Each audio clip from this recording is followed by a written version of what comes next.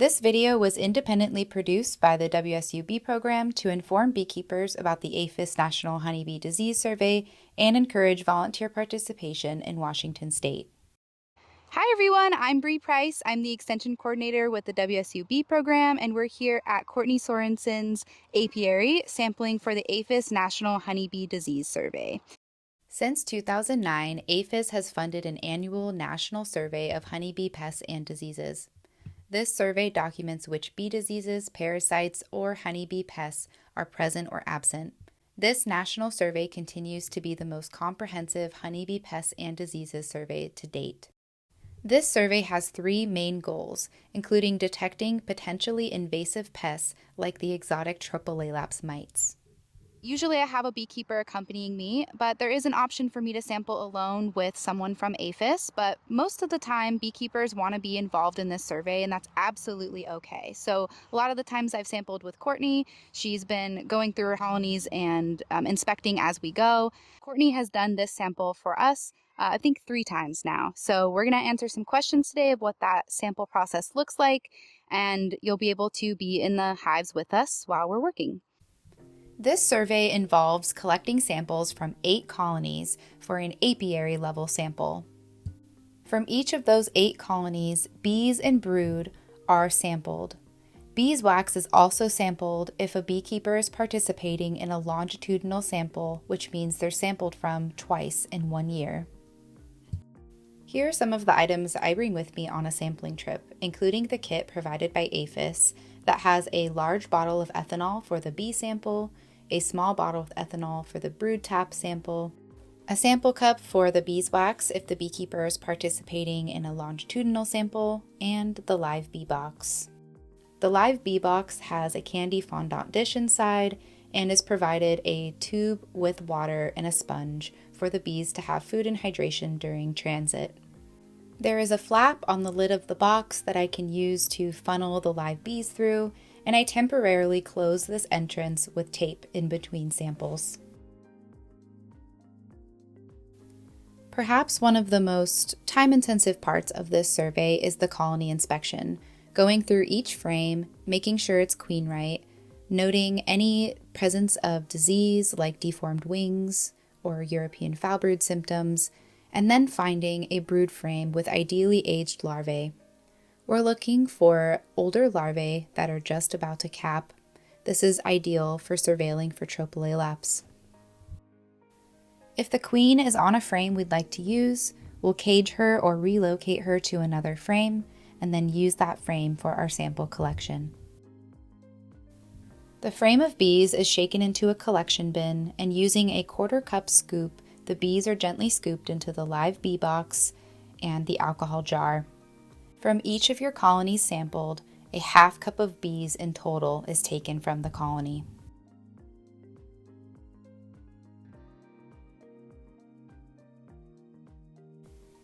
In between samples, the live bees are placed in a shaded area to keep them cool.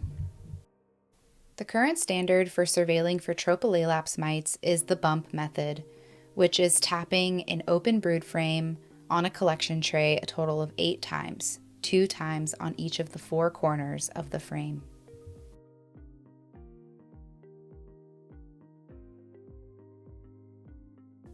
Everything dislodged from the brood frames is gently washed off the collection tray into very fine mesh cheesecloth. This will be repeated until the entire collection tray is clean.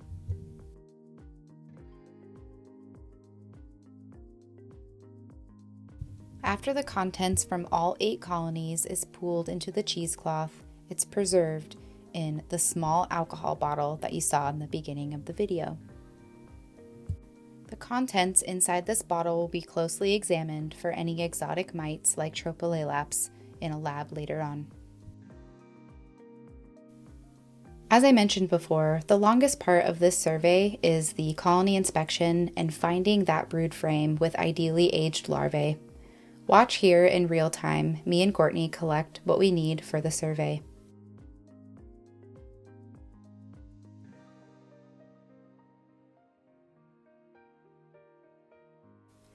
In her case, she's also participating as a longitudinal sample, so she will collect beeswax from the frame that she's tapping.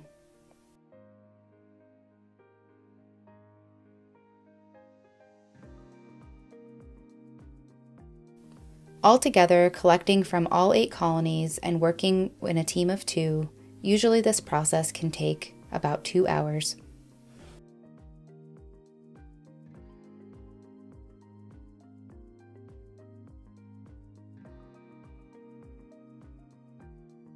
The apiary level sample with contents from 8 colonies will then be shipped over to collaborating institutions for analysis, including the live bee box and all of the preserved samples in the datasheet. Upon arrival to the research facility, live bees will be immediately frozen in -80 °C freezer for virus testing.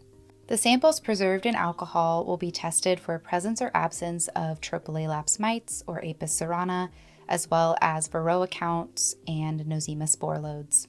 If a beekeeper is participating in a longitudinal sample, the beeswax will be tested for pesticide residues. After everything is analyzed, beekeepers will be sent a copy of a comprehensive report containing information about what was found in their colonies. What would you say are some good benefits that you've gotten from the survey results that are given to you? One of the things I really like is you really just get to see a snapshot in time, even if it's several months later, of what was happening in your colonies at an aggregate level through those 8 samples. It's really just interesting for me to see what viruses might be present, from what mites are present, hopefully none, but we know later on in the season that's almost impossible. Are your treatments being truly effective? Even though we're doing some samples, this is just yet another sample. I really like the diagnostics that you get that you can't sample for in just a home apiary, around the viruses and around the wax pesticides that might be present and remain in your wax that you don't know about, further cementing that importance of cycling out your brood comb. And this sample can be taken anywhere in the spring or fall months. So usually we start sampling here in Western Washington from late April, early May. Right now we're in the first week of May, or all the way until about September. And so we've sampled Courtney's colonies during both times of year. Have you seen any differences in how your hives perform? Not really. When you do go in and you see the samples, you are really probably damaging a young brood frame with open larvae. But if we think about it, especially in the spring months, there's no difference. Like, with colony can recover so fast. They're going to go in, they're going to clean that up, salvage what larvae is available, if not probably consume it and take those nutrients back in and continue on in the colony production. In the fall, I mean, I haven't noticed. Last year, for example, I only lost one of the 8 samples, and I almost can guarantee it was not because of us. It was because of other implications going on in that hive. Probably high mite load, viruses, or a poor queen quality that completely took them out. So that I haven't noticed too much. Because if you choose a large colony to sample from, which we hopefully have large colonies going into fall, that should not impact a lot. And then a 2-inch square piece of wax, and I've seen those and have sent Bree some pictures. The colonies recover those wax items when they need them. They'll redraw out that brood frame.